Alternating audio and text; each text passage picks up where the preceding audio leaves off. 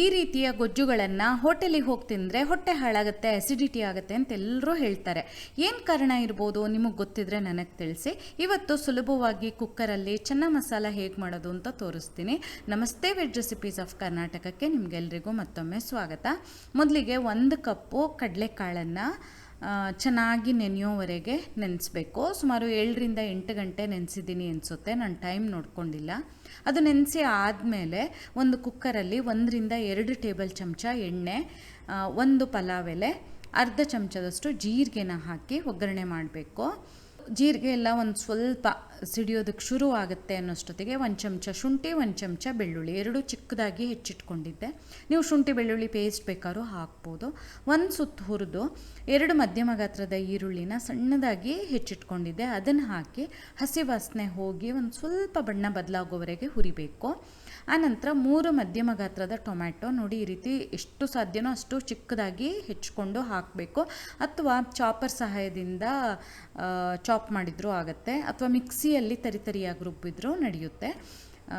ಅದನ್ನು ಒಂದು ಸ್ವಲ್ಪ ಹೊತ್ತು ಹುರಿದು 1/4 ಚಮಚ ಅರಿಶಿನ, 1 ಚಮಚದಷ್ಟು ಉಪ್ಪನ್ನು ಹಾಕಿ ಪುನಃ ಹುರಿಯೋದನ್ನು ಮುಂದುವರಿಸಬೇಕು.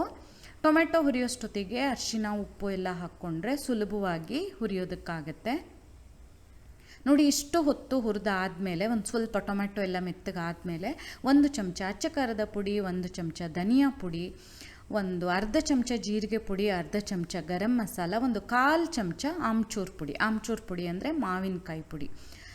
ಇಲ್ಲಿ ಟೊಮೆಟೊದಲ್ಲಿ ಹುಳಿ ಇರುತ್ತೆ, ಹಾಗಾಗಿ ನಾನು ಸ್ವಲ್ಪ ಹಾಕ್ತಾಯಿದ್ದೀನಿ. ನಾನು ನಾಟಿ ಟೊಮೆಟೊ ಬಳಸಿದ್ದೆ, ಹಾಗಾಗಿ ನೀವು ಬೇರೆ ಟೊಮೆಟೊ ಹಾಕೋದಾದರೆ ಆಮ್ಚೂರು ಪುಡಿ ಇನ್ನು ಸ್ವಲ್ಪ ಜಾಸ್ತಿ ಹಾಕ್ಕೊಳ್ಬೇಕಾಗತ್ತೆ. ಈ ಎಲ್ಲ ಪುಡಿಗಳನ್ನು ಹಾಕಿದ ಮೇಲೆ ಚೆನ್ನಾಗಿ ಹುರಿದು ಈಗಾಗಲೇ ನೆನೆಸಿಟ್ಟಿದ್ವಲ್ಲ ಆ ಕಡಲೆಕಾಳು 2 ಕಪ್ಪಷ್ಟು ನೀರು ಹಾಕಿ 1 ಸುತ್ತು ಹೀಗೆ ಮಚ್ಚಿ ಈಗ ಇದನ್ನು ನಾವು ಬೇಯಿಸ್ಕೊಳ್ಬೇಕು. ನಾನು ಅದರ ಮೊದಲು 1 ಟೇಬಲ್ ಚಮಚದಷ್ಟು ಕಸೂರಿ ಮೇಥಿನ ಹಾಕ್ಕೊಂಡೆ. ಇದು ಒಂದು ಒಳ್ಳೆ ರುಚಿಯನ್ನು ಕೊಡುತ್ತೆ. ಕಸೂರಿ ಮೇಥಿ ಅಂದರೆ ಒಣಗಿರೋ ಮೆಂತ್ಯ ಸೊಪ್ಪು. ಆಮೇಲೆ ನೋಡಿ, ಒಂದು 4ರಿಂದ 5 ವಿಸಿಲ್ ಮಾಡಬೇಕು, ಅಥವಾ ಈ ಕಡಲೆಕಾಳು ಮೆತ್ತಗೆ ಬೆಂದಿರಬೇಕು. ನಿಮಗೆ ತಿನ್ನೋಷ್ಟೊತ್ತಿಗೆ ಅದರಲ್ಲಿ ತುಂಬ ಮೃದು ಅನಿಸುತ್ತೆ, ಅಷ್ಟು ಮೆತ್ತಗೆ ಬೆಂದಿರಬೇಕು. ಆಮೇಲೆ ಒಂದು ಮ್ಯಾಶರ್ ಸಹಾಯದಿಂದ ಅಥವಾ ಸೌಟಿನ ಹಿಂಭಾಗದಿಂದ ಸ್ವಲ್ಪ ಕಡಲೆಕಾಳುಗಳನ್ನು ಸ್ವಲ್ಪ ಮ್ಯಾಶ್ ಮಾಡಬೇಕು, ಎಲ್ಲದನ್ನೂ ಅಲ್ಲ, ಸ್ವಲ್ಪ ಮಾಡಿದ್ರೆ ಸಾಕು.